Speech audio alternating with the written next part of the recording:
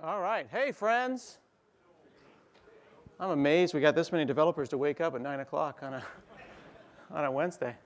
It's fantastic to be here. Thank you so much for having me. It's so much nicer of a venue than it was at the original NDC.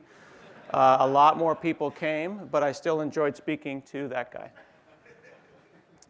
As Jacob said, my name is Scott Hanselman. I hope that you check out my podcast. I've got a show called Hansel Minutes. It's 30 minutes long, and I'm up to 550 episodes. I've been doing that for 10 years, every Thursday, giving you a 30-minute technology-agnostic podcast that does not waste your time. So definitely please check that out. And then, of course, if you've been to NDC or you're familiar with NDC, you're familiar with Rob Connery. He and I do This Developer's Life. Still got a great back catalog, and we're working on new episodes. So check out This Developer's Life as well. And then most recently, we did Marches for Makers, which was an IoT and maker-focused site filled with podcasts and Google Hangouts and articles and all sorts of great stuff that just makes us very, very happy about technology. Now, I do want to apologize ahead of time. Of course, we know that I work at Microsoft. But I work remotely on the forest moon, safely outside the Redmond reality distortion field, which allows me to work on open source, which is really great. And of course, when I went to work at Microsoft, people said that I was a sellout and that I was going there for the money, and I have to say that it hurt my feelings. It hurt my feelings a lot, and I didn't know really how I was going to deal with that.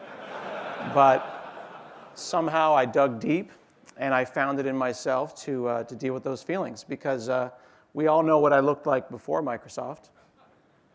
That was me. And here's me after Microsoft. So even though it has a pretty complicated org chart, working at Microsoft is a constant joy. Now, I was talking with an older gentleman at Intel a couple of years ago, and I think he was somewhere between 80 and 120. And he was like one of the original Intel employees, and he had come to a talk that I was doing on web development, and he said he wanted to learn how to be a web programmer. And this felt really weird, because while I've got 25 years experience, he's got 50. So that means he's literally forgotten more than I know right now.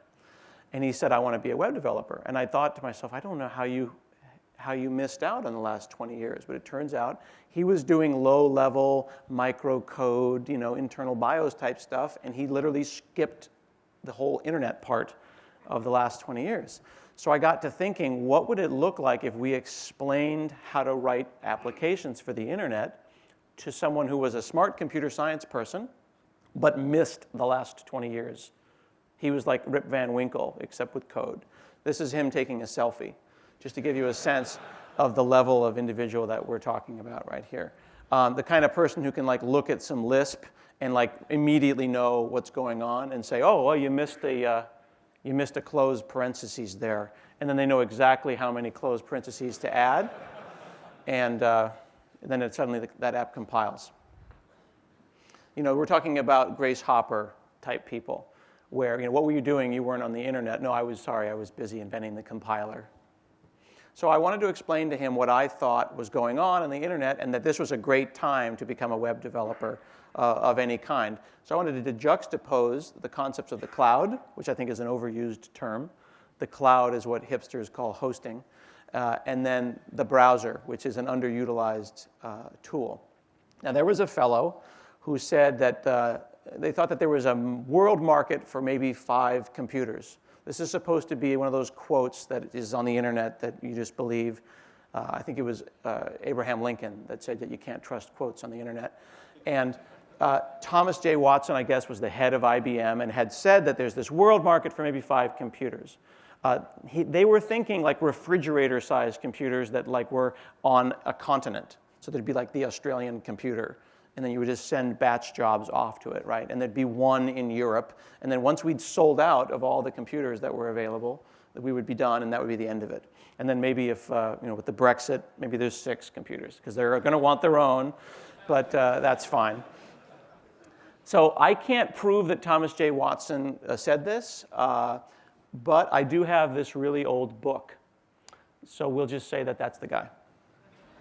Because if I'm going to be making up quotes, we need headshots to prove it. Now, this really happened, though. Those 5 computers actually happened, except it's Microsoft, and it's Google, and it's the bookstore. We call it the bookstore because, like, when the boss is at work, like, how are we losing to a bookstore? This is a picture of the Azure cloud.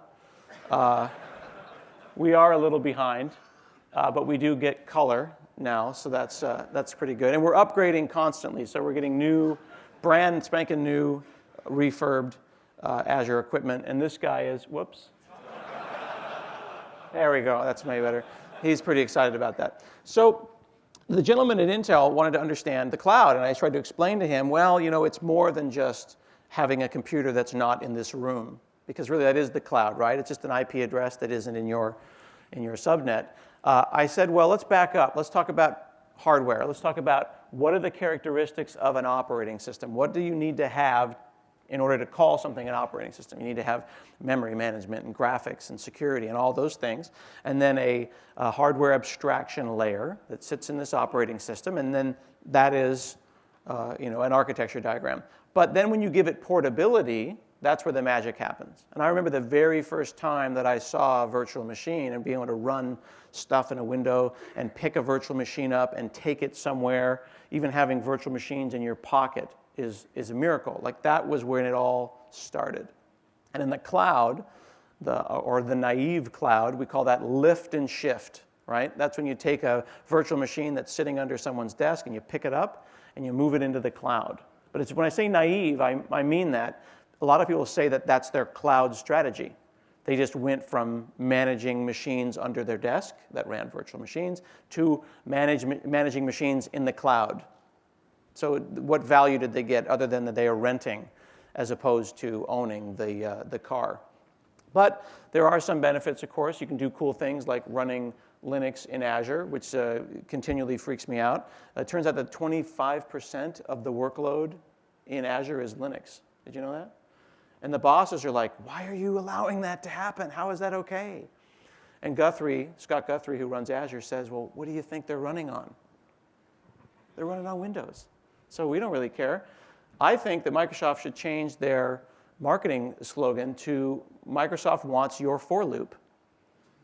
Because that's what that is. The dirty little secret about what is Microsoft selling now, right? Before they sold Windows. And then now they sell Office, but they sell it on iPhones and Android phones. Really, Microsoft doesn't care what you run as long as your for loop, whatever language it's written in, is running up in Azure. So they have things like VM Depot, where you can have thousands and thousands of Linux-based VMs, and I can go up here and say I want a Jenkins VM, and I want to go and say Azure VM create, and then spin up a virtual machine. I asked the guy at Intel, how do you get VMs now? He has to fill out a form and fax it. Like, that's the JSON, maybe he just writes JSON on a fax, and then it's just really high latency, sends that fax, and maybe he gets back like a single fax that says 200 OK. I don't know how it works. Maybe he gets a callback where it's like success but not ready. I don't know. But a real cloud isn't about picking up a virtual machine and sticking it off elsewhere. It's about the programmability of it. Right? It doesn't matter if it's Azure or if it's Amazon or if it's Google. It's the difference between a host, which is just renting space for your virtual machines, and the ability to programmatically create them. So going and saying something like Azure VM create goes and sends a web service call up to this endpoint, and all I think about is the general region that my VM lives in. And of course, I've got ASCII art, which makes Microsoft less evil. But it's a complete programmatic backend. More significantly, it's the same backend that the portal uses. So when Microsoft goes and makes virtual machines or makes websites, they're using the same API that we can call. And that's really meaningful. So it's the automation of the cloud that's interesting. Now, he wanted to know, though, should I just make VMs or should I make something else? I'm not a fan of virtual machines. I think that virtual machines are cool. I was excited when they happened, but you still have to maintain them, right? They're free like a puppy. It's like, oh, hey, cool, puppy, new virtual machine, that's great. Oh, wait, I have to run Windows Update on the thing? I don't want to run Windows Update on my puppy. That's no good. I got to call apt-get update and apt-get upgrade, and I can't remember which one I'm supposed to run, so I just run them over and over and over again until the Linux machine shuts up. When the Heartbleed virus, malware, evil bug happened, when Heartbleed broke and then the OpenSSL stuff, I had to wake up at 2 in the morning and SSH or shush into these machines. Don't you all say that? Shush in? So I shushed into these machines, and I had to patch them. But they were running like newsletter systems and expense reporting systems. Why am I dealing with the maintenance of that? I feel that that should have happened on its own. Virtual machines are okay, but you manage them. But I think about things in terms of apps. If I'm running an expense reporting system, I'm going to put it up somewhere, and I want it to run. I don't want to have to wake up at 2 in the morning to patch it for SSL bugs. That's silly. It does give you power, though. You can do anything you want on a virtual machine and run anything you want. It's like as if a virtual machine is your home, right? It's your home or it's your first car. You can treat it however you want, and you can destroy it if you want to. But again, I don't want to have to think about it, especially with things like Windows Update.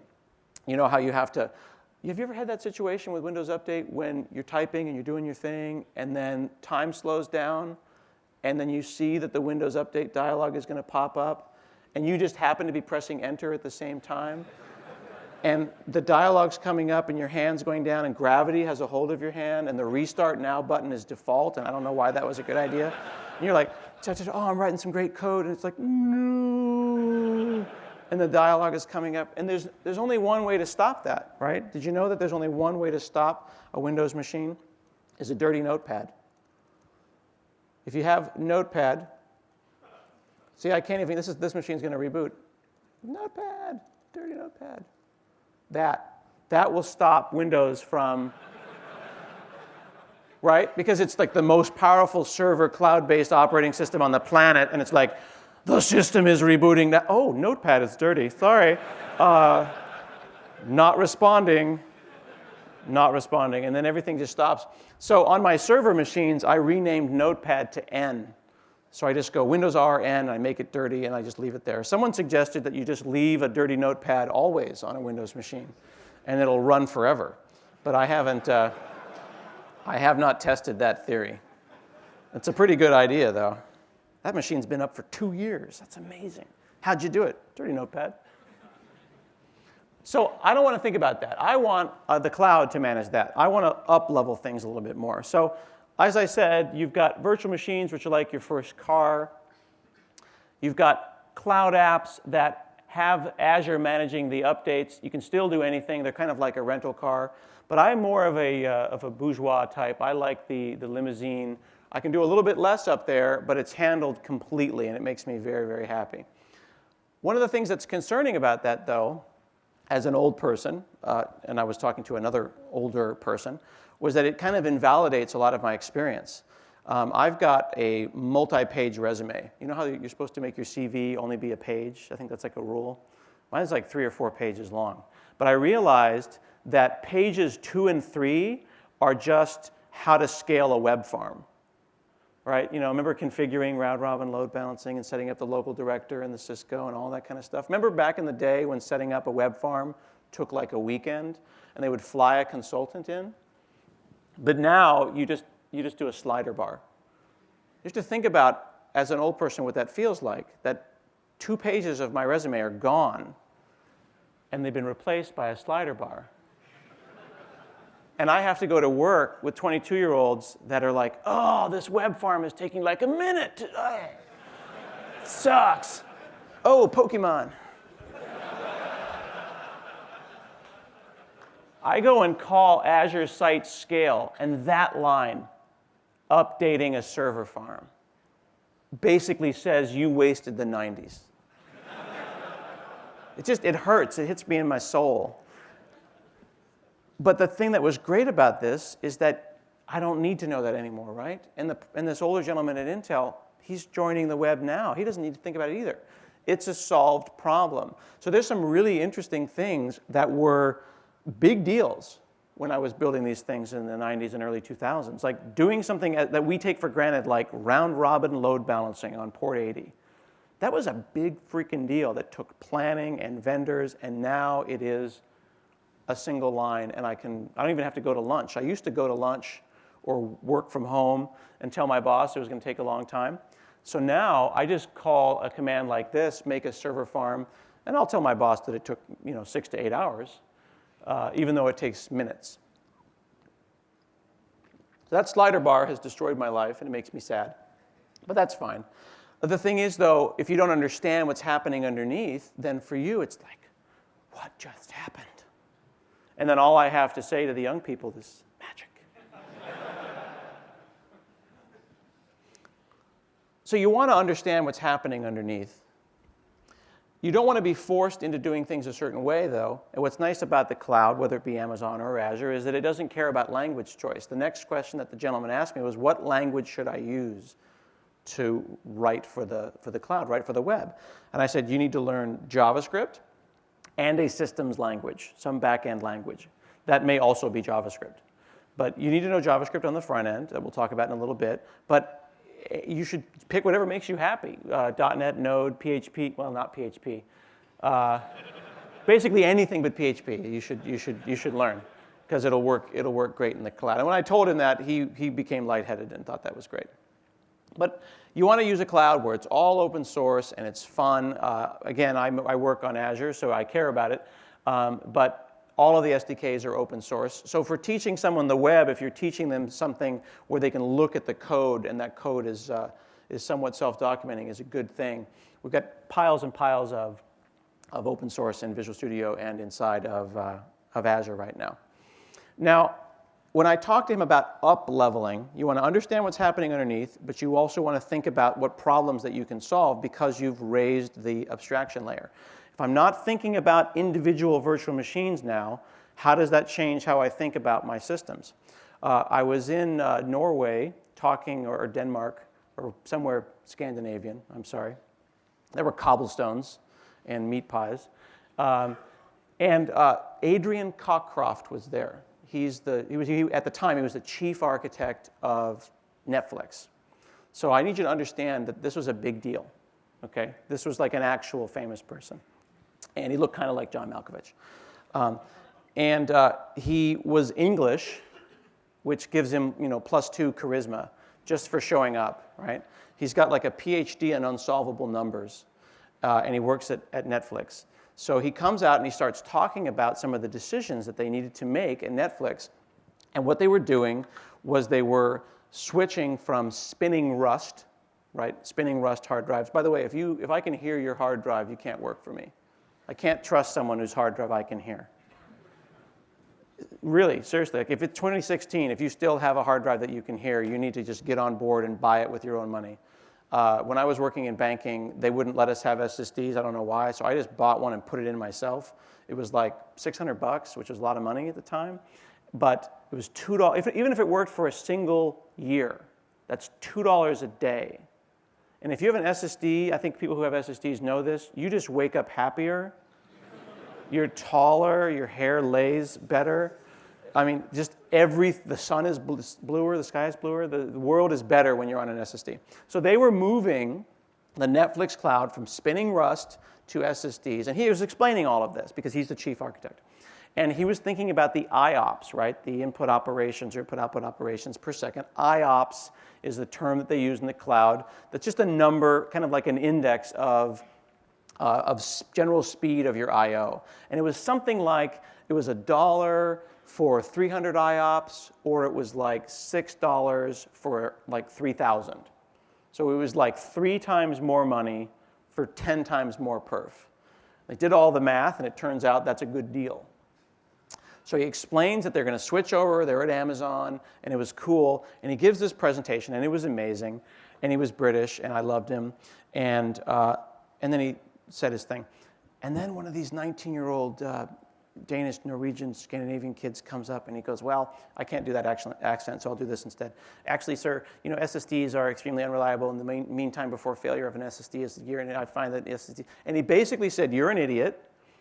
SSDs are totally unreliable, and they're going to fail on you, and it's going to destroy Netflix, and you suck. Now, think about what it must feel like to be that kid who's talking to the, I mean, you should be deferential just because Netflix. Not just because he's English, but because he's from Netflix. But he stood there and he took this question, which basically is like, you made a bad decision, you're an idiot. And he says, what do you think about that? How are you going to deal with what happens when all those SSDs fail and you've destroyed your company? And he says, that's not my problem, I'm renting them. I'm renting them. Think about that. What happens if those SSDs fail? Is that his problem? No, it's Amazon's problem. They have an SLA. They have a service level agreement. He's thinking about the numbers, which is this much money, that much perf. It was a no-brainer. They had the money, they got the perf. Yes, SSDs can have problems. Yes, when they fail spectacularly. But if he has a cloud architecture that can deal with that and deal with change, then it's going to be fine. You may be familiar with Amazon's, Netflix's Chaos Monkey. Chaos Monkey, right? It's a software program that runs around and unplugs stuff at Netflix to just see what breaks. It's a really great idea. Like if you break the database so it can't be written to, you can still browse the catalog. Right? Think about that. If you have a product catalog with a shopping cart, if you suddenly made the database read-only, would the app deal with that? Would it say, oh, sorry, we're having some issues with the shopping cart, but feel free to browse the product site? Or would you just die and that would be the end of it? So having a resilient system like that is really important. So when he said this to this kid, that's not my problem, I'm renting them, the kid didn't even know that he'd been cut in half.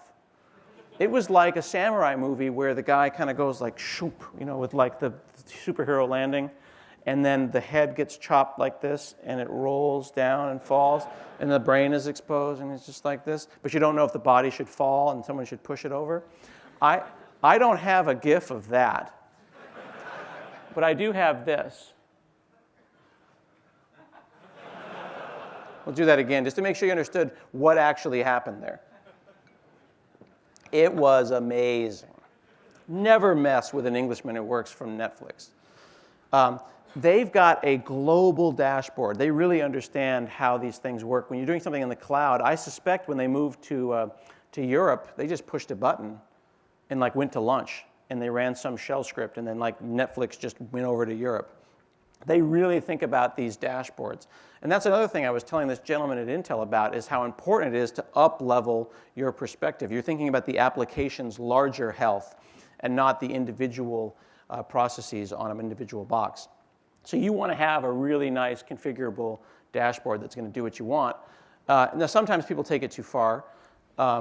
But you can't argue that that's okay. I've seen people be like, I got a dashboard. That's my dashboard.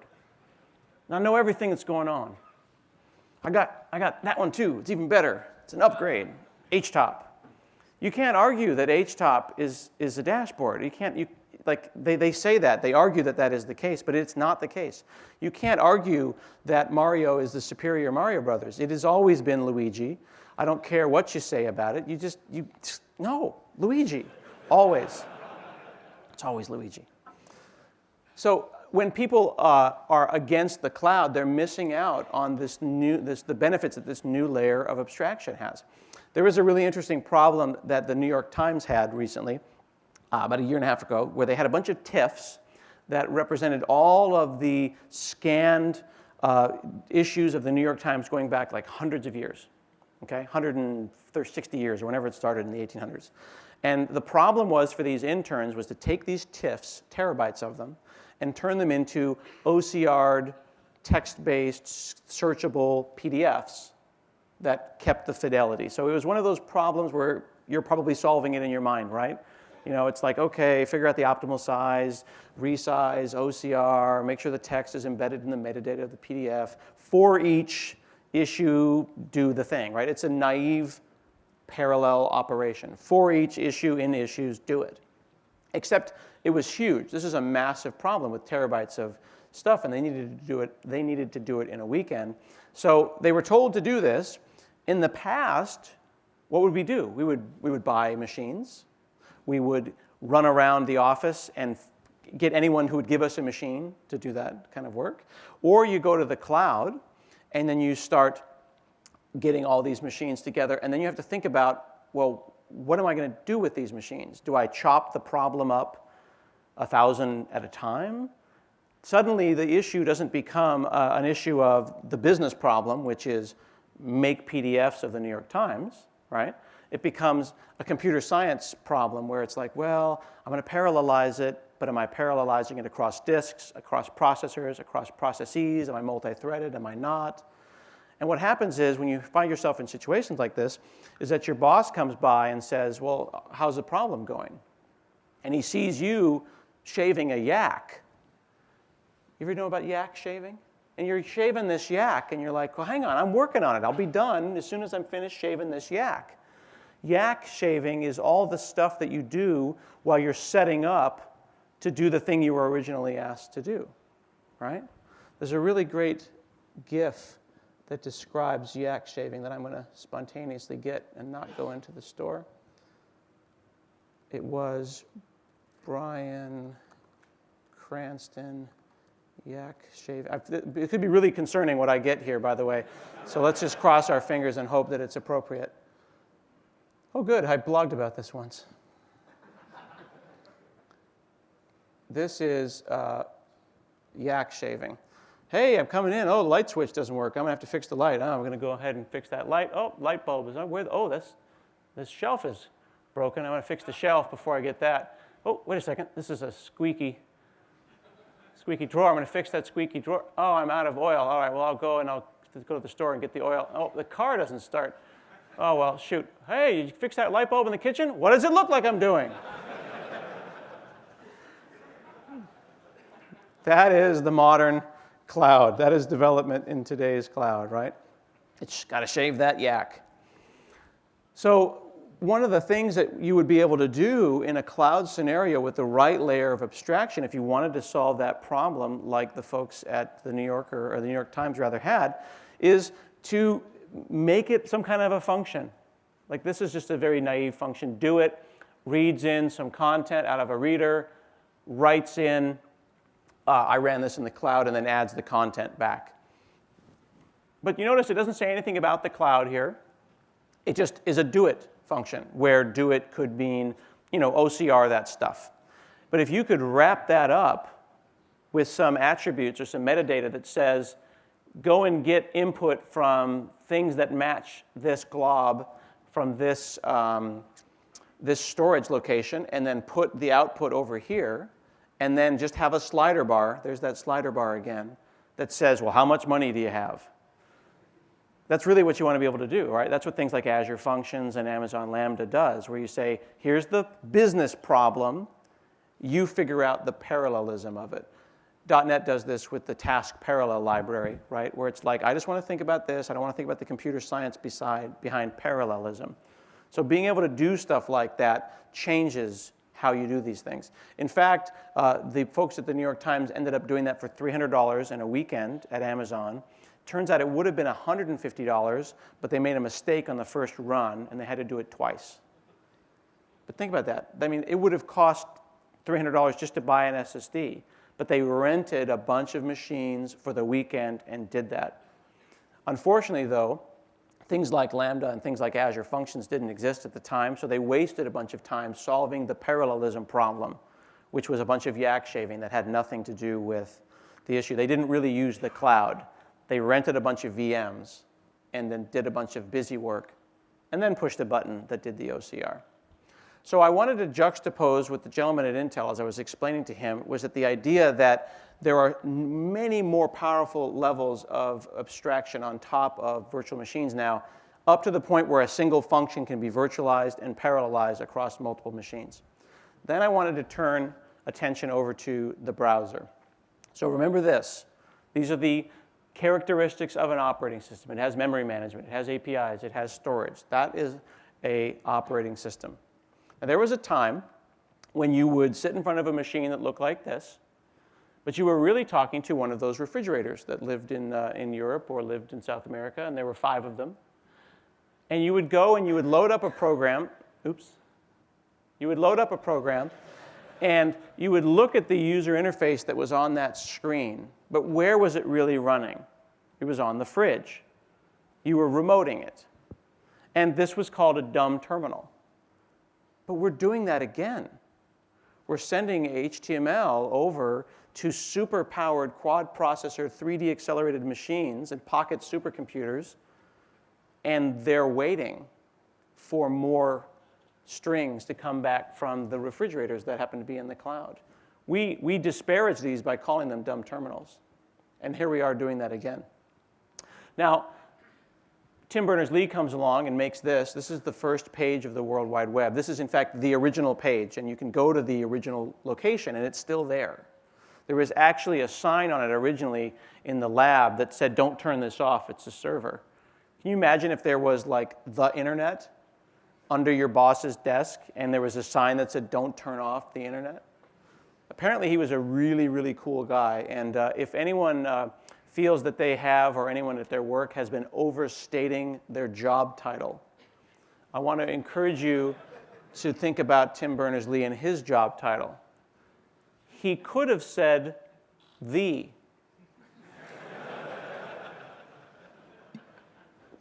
But he didn't. And that's really classy. So we don't get, until he becomes a senior, then apparently I need to stop putting Microsoft certifications at the end of my name. So when he put this together, he was thinking about books. He was thinking about hypermedia and this kind of infinite series of books. He never thought it would get as big as it did. And he didn't think about it as an application platform. It was an information sharing platform. And we continue to try to add to it and change it and push the web forward. And what we do is we invent stuff that the web can't do until the web can do it. And then we get mad about the web doing what we originally asked it to do. You know, he didn't expect that we would need PDFs, but the web wasn't an attractive enough document format, so we invented PDFs. Well, not we, evil Adobe did, but we took their evil. And then they became the 5th most popular religion on the planet. And no one expected that was going to happen. And it's the PDF extremists that we need to work. Because when you use Acrobat, the terrorists win. You can take that as far as you want to take that, but I love that. So the internet's happening, and then this happens in the middle of the internet developing and the World Wide Web happening. And how did we know that this happened? Because we were browsing the web in peace, and then Java loaded. And then these guys were like, "We can do it too." And then these guys, again with the Adobe, they're like, "We've got YouTube. We are still useful." But what were we building? What were we building? We were doing that. We were trying to make a plug-in virtual machine, a little square of computer inside the square of the web, inside the square of our computer. These little islands of interactivity, and then trying to solve problems with them. Now, I've got this Toyota Prius. It's like the hybrid. Do you have Priuses over here? Yeah? I'm from Portland, Oregon. We're given one on birth because we're very eco-friendly. And when I go to the shop, the garage, I always want to see their systems. I think most of us are nerdy computer-type people. And you know how when you're talking to someone behind a kiosk, whether it be at the airline check-in counter, you know, you're like, "Oh, what kind of system are you running?" And the next thing you know, you're standing next to them as they check you in on the airplane. You're like, so F7 upgrades me. Is that how that works? So the guy at the Toyota place knows that I'm always interested in what's going on, right? And they had a really interesting VT100 terminal-based system that was all keyboard-based. And then one day I show up, and they've got these Dell kind of like, you know, the tiny Dell workstation deals that go on the back of the monitor. And I was like, "Oh, new system. Let's check it out. I want to hear all about it." And he's like, "Oh, it's so good. Let me show you what's going on." So then he boots up Windows XP. And I was like, okay. But I let him continue. And he opens up Firefox. And then he goes to an intranet site and then loads a jar file. And then Java's like, "Are you sure you want to run Java?" And he's like, "Yes." And it's like, you know, "Enter your national identification number and indicate that you're really sure that this is a phenomenally bad idea." And then he's like, "Yeah, this is a phenomenally bad idea. You have to spell phenomenally bad right or Java won't run." And then Java pops up, and he's loading a terminal emulator in a jar file that then connects to the same AS400 as before, looks me in the face with a straight face and says, this is way better than it used to be. Like, you know, you've seen these before. You've worked on these systems. They're a nightmare. This is not the internet that we asked for. We didn't want these weird things where we've got the body of a document and then a weird little virtual machine running with like physics demos. It doesn't work, and I don't mean to disparage Java, but I mean to absolutely disparage Java. By disparaging Java, I'm disparaging the applet scenario, because I bought into the applets. I worked at Nike in 1997 on hot Java machines, and it was write once, debug everywhere. It's fine on the server, but it was a nightmare on the client. Now, all the while, Java's trying to take over the world, and then this happens. JavaScript starts up. And remember, the Java people don't like that, so don't do that. And if anyone ever says, how does Java relate to JavaScript, just fire them on the spot. They can't be allowed to live. Just kidding. JavaScript, when that happened, I started to get a sense that maybe this could be something. This could be powerful. Now, it is complicated and it is frustrating. This is a flowchart about what it's like to work in JavaScript.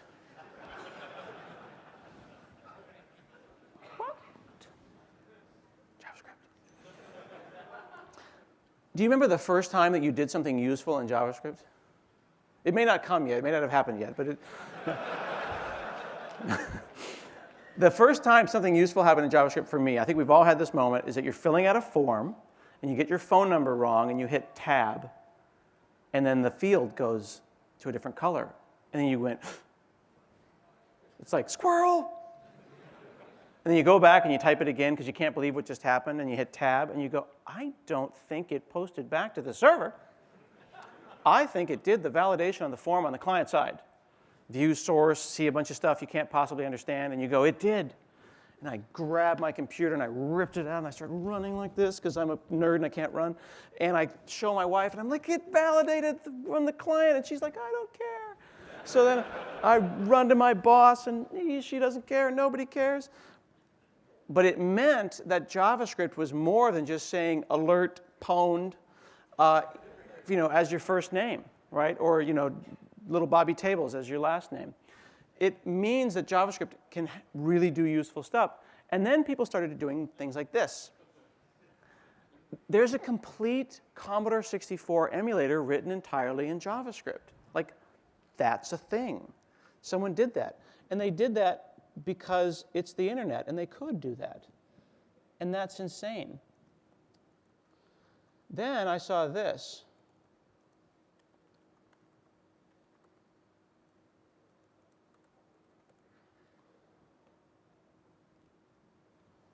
This is a complete implementation. By the way, is it? I didn't know that you all as a country had just the 2 megabits a second. Do you share that pipe? There's so many interesting UI decisions that were made at Microsoft products that you don't realize how badly they suck until you come to Oz or New Zealand. And you go, wow, if we just assume 40 megabits a second, then that will design the UI this way. But if you only have Australia bandwidth, you might want to pop a dialog box and say, go to lunch. So when you see something amazing in a browser, like an entire Linux emulator written in JavaScript, what you do is you select the text. And you have to select over the border to make sure that it's not Flash. Because oftentimes people will show you cool stuff in the browser, and you'll right-click on it, and it says About Flash, and you go, liar! But this is real. This is real. I can actually go in here, and I can say, run TCC, and compile that. And one time, I was doing this particular demo at an open source conference, and I was compiling a C application in a JavaScript Linux VM in a browser on Windows. And one of the neckbeards yelled out, why aren't you using GCC? I'm sorry, sir. You're questioning my choice of C compiler in the JavaScript implementation of the virtual machine that's running in the browser that's running on Windows. And really, I'm going to run whatever I want to run. I was a little bit disappointed. So what I did was I then launched an iPhone emulator and ran a Linux virtual machine in it, just to make the point about how cool this is, because it's like Inception, right? And if you saw Inception, you know that Inception is all about if you run a virtual machine inside another virtual machine, time slows down. That's the whole point. That's the information that I got from that film. And that DiCaprio continually gets robbed. He was in that, right?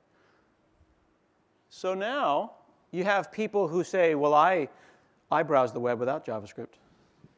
I also do CrossFit, and I'm a vegan. I've actually met people who have told me that they do CrossFit and they're a vegan and they run with JavaScript disabled before I got their name, which is convenient because at that point I don't want to know their name. Can't run with that. Does it run? But does it run without JavaScript disabled? No, you idiot. Does it run in links? Well, yeah, actually, it's responsive design. You can do amazing stuff in JavaScript, and people aren't doing it. This is an interesting one. This was a 2012 iPad Game of the Year. They re-implemented the entire thing in JavaScript. And now at this point in the talk, sometimes people assume that I'm going to go and show them, Doom or the Unreal Engine running in the browser. And they're going to say, oh, OK, Scott, I get it. You're going to talk about how you can take C or C++, and you can literally compile it through Clang into lightweight virtual machine bytecode, run that to something like asm.js, runs on top of OpenGL. Here's the part of the demo where you show Quake in the browser. So cliche. No, I'm not going to do it because it's cliche. I'll try to find something else that's better. But what I will do is I will overlay the features of JavaScript on top of the characteristics required for an operating system. So you've got garbage collection, you've got graphic subsystems, you've got both 2D and 3D, you've got web workers. It seems like JavaScript could, from a textbook perspective, be perceived as an OS. We're shipping an extra OS with our browsers. And Jeff Atwood, the very wise Jeff Atwood, that's a selfie, said that any application that can be written in JavaScript will be written eventually in JavaScript. Everything will eventually be written again in JavaScript. That is true, but in fact also is true is that anything that can be written in Microsoft Excel will eventually be written in Excel. How do you open it with Really Excel? Do I not have Really Excel? That's disturbing. Oh, well, thanks for telling me that, Excel. I needed to know that about 20 minutes ago. Show recovered files, that always ends up well for me. Something horrible happened a long time ago, and here's a file I saved because of it. This is such an amazing application here. This is a complete implementation of Pac-Man done in Excel, where each individual cell is a pixel. And it is so powerful that it can't be stopped.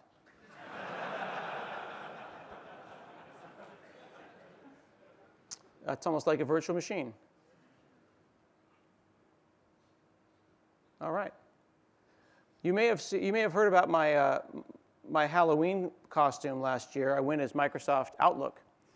I got a shower curtain and kind of an opaque curtain that I hung in front of me so you can kind of see me, but there was like a sheen over me and it said not responding.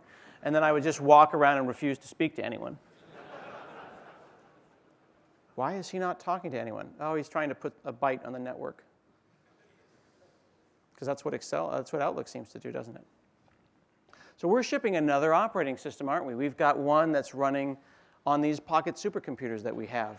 That is the JavaScript VM, and we can do amazing, powerful things with it. There's so much that has happened. We see images like this that show what we carried, apparently in our pockets in 1993, and now what we carry here. But we don't talk about the fact that that pocket supercomputer has 3D accelerated graphics, multiple processors, and a very competent JavaScript virtual machine. Of course, we also don't talk about all the creativity that has occurred since the iPhone was released. Yeah, I'm looking forward to a pink one. Now this guy says that HTML5 and JavaScript were too early, and they bet on it too early, and they went back to native. But I don't think that's true, because people have proven time and time again that if you really understand JavaScript and you really understand how the system works, you can create some really, really amazing stuff. I would even go so far as to say that many bosses are out there saying, well, can we do that in JavaScript? Can we do that in HTML5? You know, is it too soon? One of our great philosophers said this: the avalanche has already begun. It's too late for the pebbles to vote. The avalanche is HTML5 and JavaScript. It's happening. Anytime your boss says, well, is that possible with JavaScript? Yes, is probably the answer. Is that possible in the browser? Absolutely. We have complete JavaScript implementations of PDF renderers in the browser. If you go to office.com, it's actually enough for non-technical parent to have Word and Excel without ever installing Word and Excel. I really think that the Outlook.com client's better than Outlook, and it's written in JavaScript. That is continual proof as it gets better and better. Who said that? Do you remember who said this? No? It was Kosh from Babylon 5. What a bunch of nerds. How do you not know that? It's one of the classic sci-fi. Now, when we say HTML5, what do we really mean? HTML5 has become that catch-all thing. Just like cloud means too much, HTML5 means too much, right? It's the collection of specifications and technologies, including ECMAScript, CSS3, HTML5. And it's hard sometimes to tell what is HTML5, but I've got a very simple test for you. If it runs outside Internet Explorer, then it's HTML5. If it doesn't run in Internet Explorer, it's HTML5. That's your basic test. Just try it out. You may actually have an HTML5 website right now you don't know about. You should just run it in IE and say, sorry, boss, it's HTML5. Being a web designer is tough. Now, there was a time when HTML tables was the most advanced thing ever. Do you remember this? Anybody of my old people here? Old heads? Yes. You could get a job just knowing HTML tables. You would go into work and they'd say, do you know HTML tables? And you'd say, yes, yes, I do. Boom, junior engineer. I went into a job, they said, do you know how to do row span? And in fact, I did. And I was running the company. And I also know that that Netscape Navigator can only handle 32 nested tables. And the only way that you know that is when you've written that 33rd table and stared Satan himself in the face. It's true. But HTML is simpler than ever now. I've seen pages that are just a div, right? HTML just provides that structure. CSS gives that color and the style. And CSS is another language that the gentleman at Intel needs to learn. But it's very simple and expressive. And CSS always gives you what you want the very first time. Super powerful.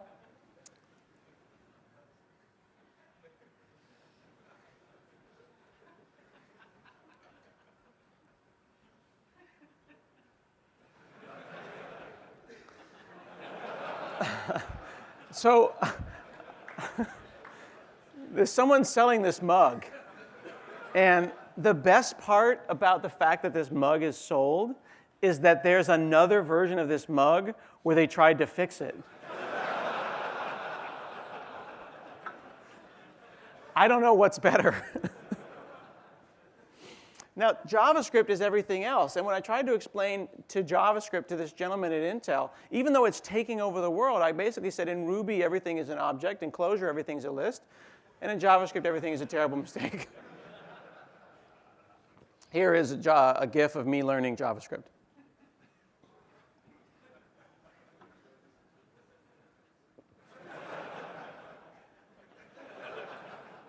And it's great because you don't need to learn the bad parts. Good parts, bad parts. Notice also there's a rhino on this and a butterfly on that one. So I don't know who decided that. The covers of these things are really, really interesting. The other thing that I discovered, I saw this tweet from Shay saying that there's noun.js. Like you pick a noun and there's a JavaScript library for it. So I took that challenge from him and I discovered this very concerning JavaScript library. Hey, you want fart noises when you scroll?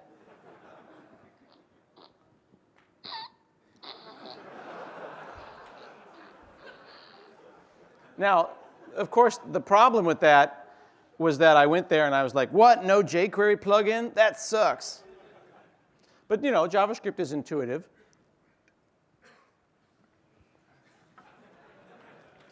There's a couple of things you have to learn, just a few things to make it really clear. That one's concerning. This is me debugging JavaScript.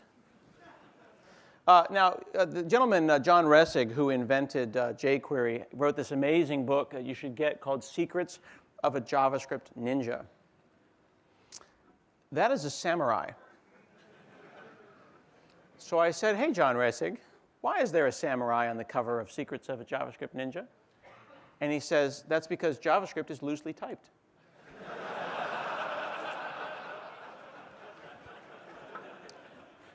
Ninja, samurai, duck typing. I apologize for that joke. Sorry. Now, I said JavaScript is the assembly language of the web once. That's a great quote. I'm going to make that a quote.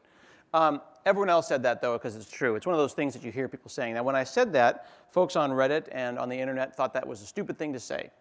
How dare you say that? How dare you propose that JavaScript is an operating system? How dare you propose that it's the assembly language of the web? So I went to the people who made JavaScript and I asked them, do you think that's a dumb statement? Do you think that that's really a thing? Because I think you can compile to this kind of an assembly language.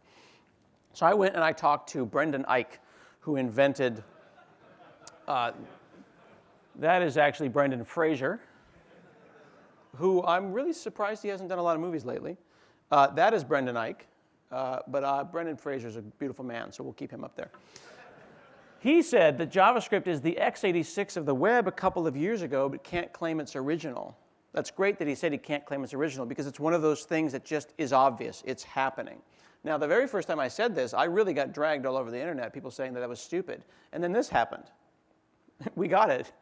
WebAssembly is happening, right? They are formalizing a subset of JavaScript to go and compile to. So rather than trying to compile to idiomatic JavaScript, WebAssembly with Google and Microsoft and Mozilla is going to be a joint effort, and it's really happening. So that means that you're going to be able to compile your C and C++ really to an assembly language, which means that JavaScript just became the metal.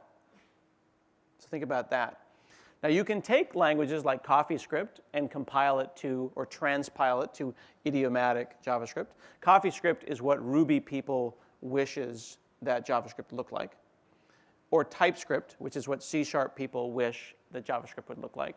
But those two bits of code both compile to the identical idiomatic JavaScript. So JavaScript is clearly super powerful, and all I ask is that people don't let the layers hide too much complexity. Because you get a library, like fart scroll, and you don't understand how it works, and you start thinking that you're really slick, but you're not.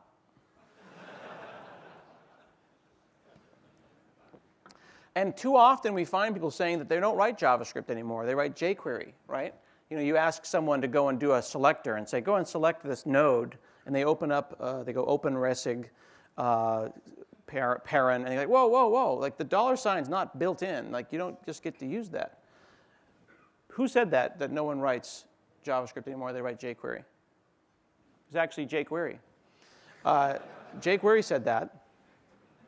This article is about the actor for the JavaScript library, C jQuery. jQuery does not like that I use this joke, but he's actually an actor. But the great thing is that once you know about jQuery, that you actually can never use jQuery again, right? Because you'll be at your work, and they'll be like, hey, we should probably use jQuery for that. And you're like, I don't know if he's available, but I'll call his agent. Let me check his IMDb page to see what jQuery is currently working on. I think he's just finished filming an episode of Chicago Fire, so.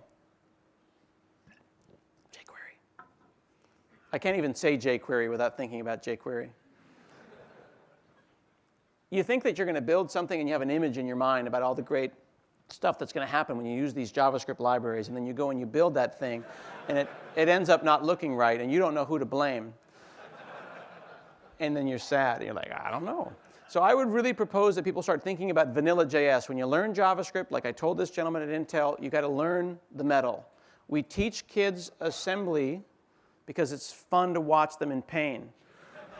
And then we teach them C, and we go, forget about assembly. You really needed C. And they go, why didn't you show me C before? Well, and then once they're done suffering in C, we teach them C# or Java, and we go, memory management. No one does that anymore.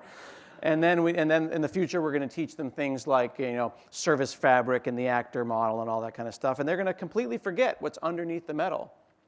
The problem is that then you have people going and writing their own stuff. So you have to find that balance.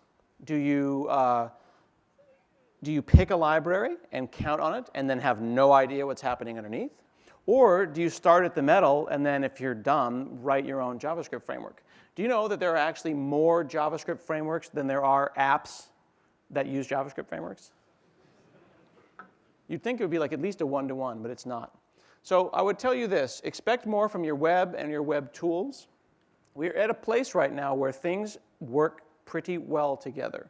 Things at the web at this point in 2016 are starting to get really nice. If you exclude the crappy browsers and you just aim for a functional web, a reactive web, a web that does feature detection, you can get yourself in a pretty nice spot. And on the cloud side, you have effectively unlimited scale and your choice of languages. But what I would encourage people to think about is on the browser side, remember that that machine that runs that browser is deceptively powerful.